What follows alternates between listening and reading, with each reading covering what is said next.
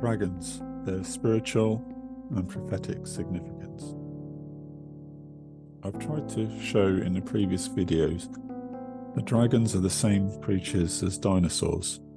The vast number of stories involving dragons, particularly in the Middle Ages, is sufficient evidence for me that dragons are real and coexisted with humans. In the Bible, dragons are usually connected with evil and with Satan himself. However, they are also cited as the pinnacle of God's creation. The Behemoth, a land dragon in the book of Job, is described as follows. Job chapter 40 verse 19. He is the chief of the ways of God. This creature was huge, with a tail like a cedar tree. It lived in fens and marshes, and would be something like the mearcstapa, marshstepper in Beowulf. Similarly, the sea dragon monster known as the Leviathan is described as one of the greatest of God's creatures. Job chapter 41 verse 33. Upon the earth there is not his like, who is made without fear. The Leviathan is described as being covered in scales and breathing fire. It would be something like the Ithgewinnis or wave thrasher described in Beowulf.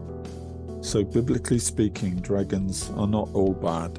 The serpent in the Garden of Eden was just one branch of the dragon family and was known for being more subtle, that is crafty, than any other beast. Serpents do not have legs because the curse on them was to crawl on their belly. Genesis chapter 3 verse 14. And the Lord said to the serpent, because thou hast done this, thou art cursed above all cattle, and above every beast of the field. Upon thy belly shalt thou go, and dust shalt thou eat all the days of thy life. The other members of the dragon family do have legs, and are not under this curse. However, it is true that dragons do tend to be associated with evil. The Leviathan is currently still living somewhere in the depths of the ocean, and will eventually be killed by the Lord himself. Isaiah chapter 27 verse 1. In that day the Lord with his sore and great and strong sword shall punish Leviathan, the piercing serpent, even Leviathan, that crooked serpent, and he shall slay the dragon that is in the sea. Traditionally, dragon sightings have been taken as portents or omens of evil.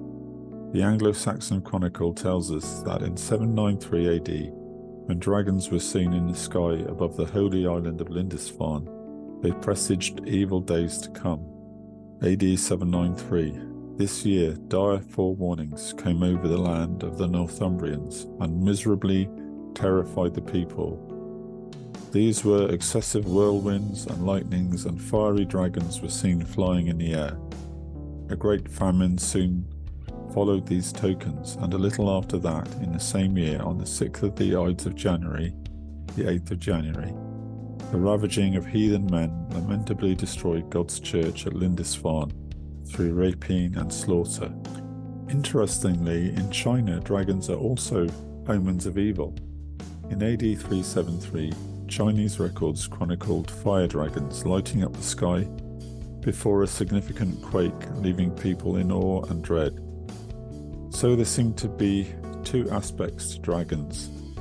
In the natural, they were just beasts that always seemed to be hungry and caused trouble by eating the livestock in their area. In the spiritual realm, they represent evil and darkness. However, it's worth noting that, like any beast, they could be tamed by bringing them under the authority of Jesus. We have many stories of saints of old, such as Saint Carantoc and Saint Columba, who were able to control them. Finally, I could not end without mentioning the fact that Satan himself is characterized as a dragon. Revelation chapter 20 verse 2.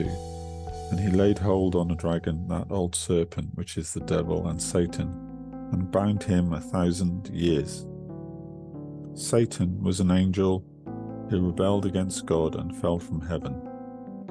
God did not allow him to inhabit a man, as man is made in the image of God. Satan therefore inhabited the serpent, which was the greatest of God's creatures, but still just a beast, not made in God's image. Revelation chapter 20 verse 2. And he laid hold on the dragon, that old serpent, which is the devil and Satan, and bound him 1,000 years. Satan's physical form is that of a dragon or serpent. Although he is crafty and able to appear to us in many different guises, these are actually disguises. His real form is that of a serpent. So thank you for listening. If you found this information interesting, you can find more information at prophecy-workshop.com.